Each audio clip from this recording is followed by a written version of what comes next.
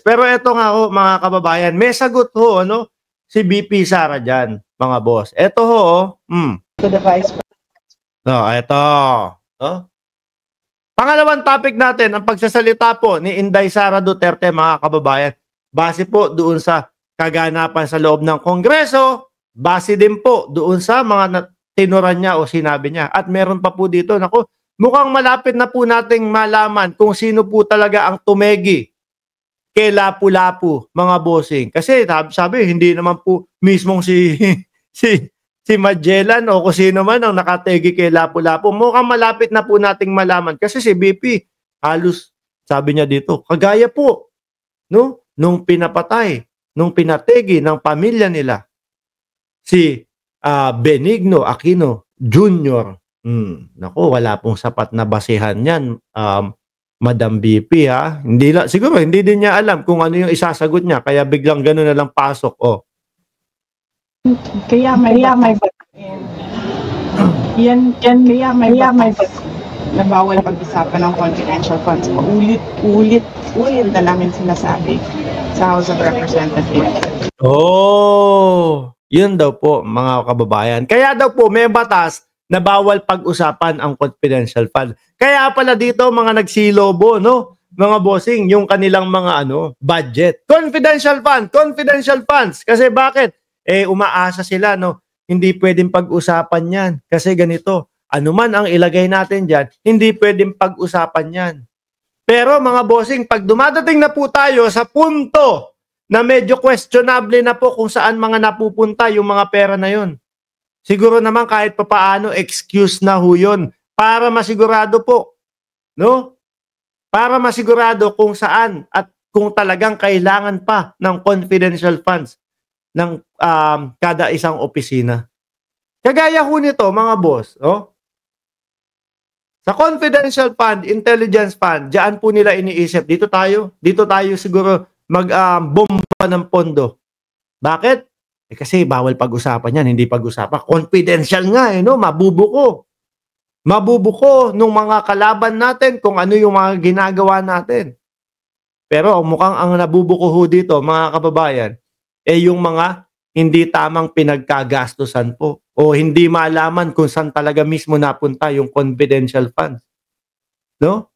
Sabi dito ni Sari Manok, under the 1987 Constitution, Article, Congress can require government agencies to justify their use of CIF and review COA's report, verify compliance. Diyan po sila naglakas ng loob, bumomba, kasi nga, pinaninindigan nila na bawal pag-usapan ito. Hindi pwedeng pag-usapan ito kasi mabubuko ng mga kalaban natin. Tuloy. Tama kung ba yung testimony kanina na receiving testimony? We will wait for Colonel Nala. Next question, please. Task 2. Or make it brief.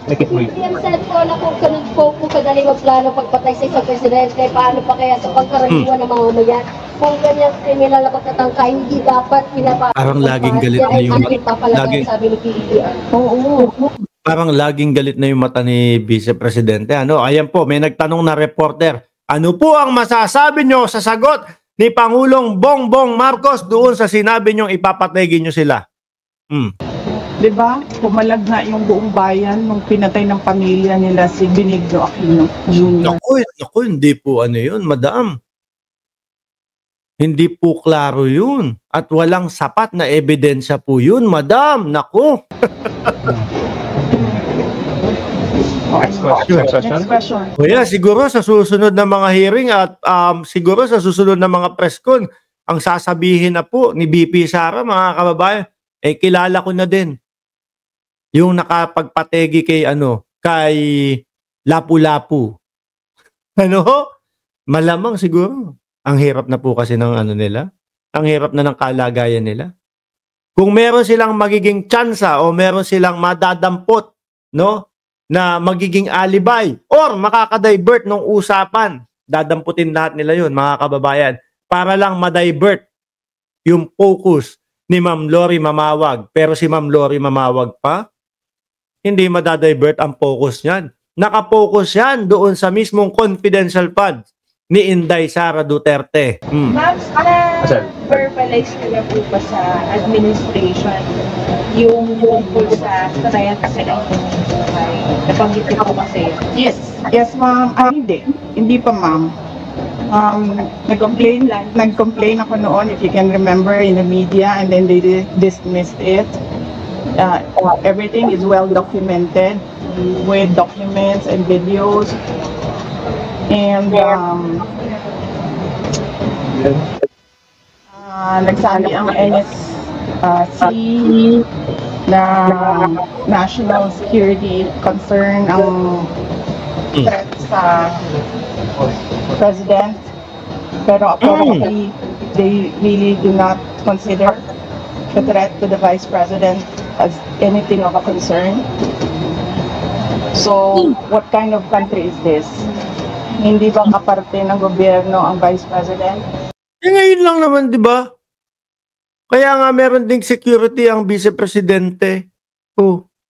Ngayon ko lang narinig nga na merong threat sa vice-presidente. Pero ganyan din po yung naririnig ko kay Maharlika. Oy, si Bongbong Marcos, si Lisa Araneta Marcos nagpadala ng mga tetegi sa akin dito sa Amerika. Hanggang ngayon, buhay pa ho. Mga kababayan. Yung tipo ho bang sila tinetreat nila yung sarili nila, mga bossing, para magmukha lang po o para makakuha ng simpatya sa mamamayang Pilipino. Ano ba naman yun? Hindi ba ako binoto ng mga tao? Hindi ba ako ang vice president ng... O diba kaya nga may mga security po siya, mga kababayan? At daan-daan yung security, hindi 100, hindi 200, hindi din 300. Umaabot ng 400 ang security ng vice-presidente. Ewan ko lang kung makalapit pa, ha? Yung gustong tumegi sa iyo noon. buong Pilipinas, ang lahat ng mga Pilipino. Are you taking legal action po, ma'am, dun sa events sa Ma'am, I do not expect fairness from this government. Hindi fair kasi sila yung iniimbestigahan. Actually po, mga kababayan, lahat na po ng pagrespeto ibinigay na po sa kanila. Marespetong tanong, kapag kayo may mga hinihimatay, padala agad ng mga ambulansya, labas, respeto natin yan. Kahit alam natin, nagkukunyari-kunyarian lang yan na hinihimatay, no? Nire-respeto pa din po sila, mga kababayan. Yun nga lang.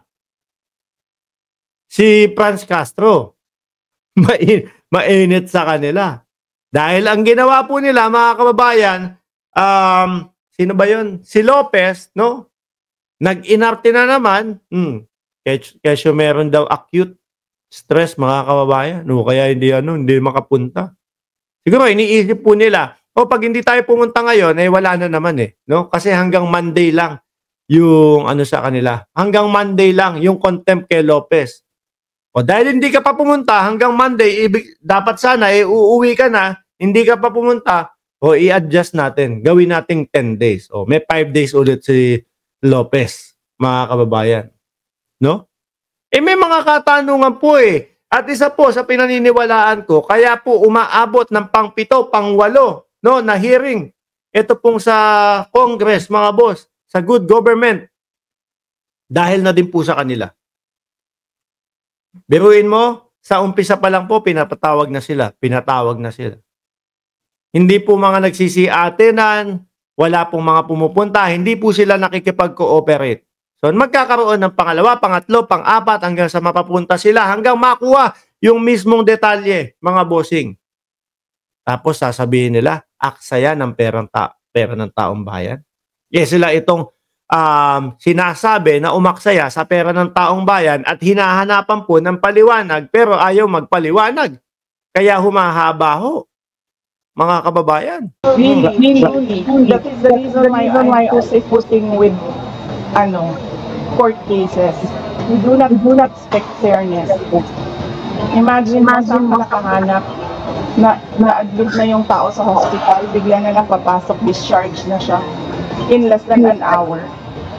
Saan ang position dyan? Saan ang dito? sa bayan. Last two questions, Ma'am, please. in-extend po yung detention order para kay Attorney Roberts. Ano po yung next steps niyo po for this? I questioned it doon, kanina. Pinapahirapan pa nila ako. Ano sinabi nila?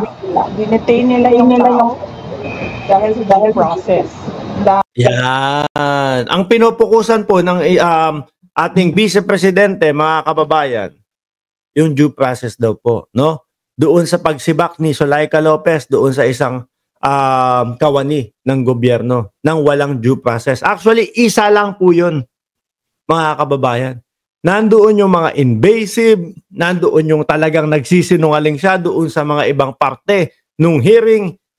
Pinupukusan po nila yon, mga kababayan, at yun lang ang pinamumukha nila sa taong bayan. Kaya na-contempt si Zulaika. Pero hindi po, madami po, no?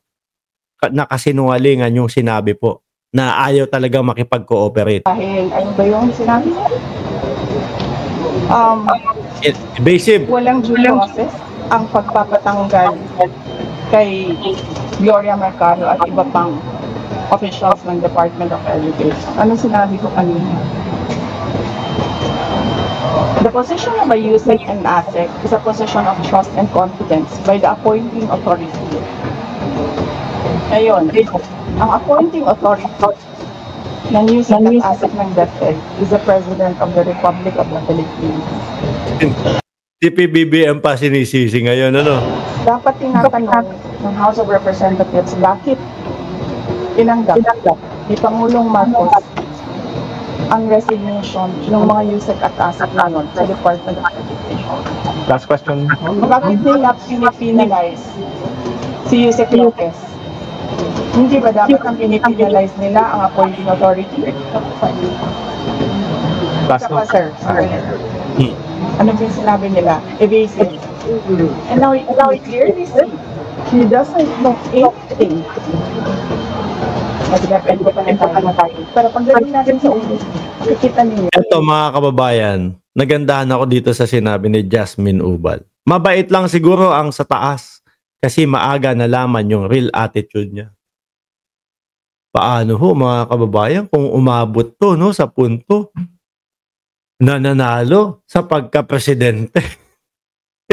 Nako, lagot ang Pilipinas, mga bossing. Malamang po hindi natin alam kung saan mapunta ang Pilipinas, mga kababayan.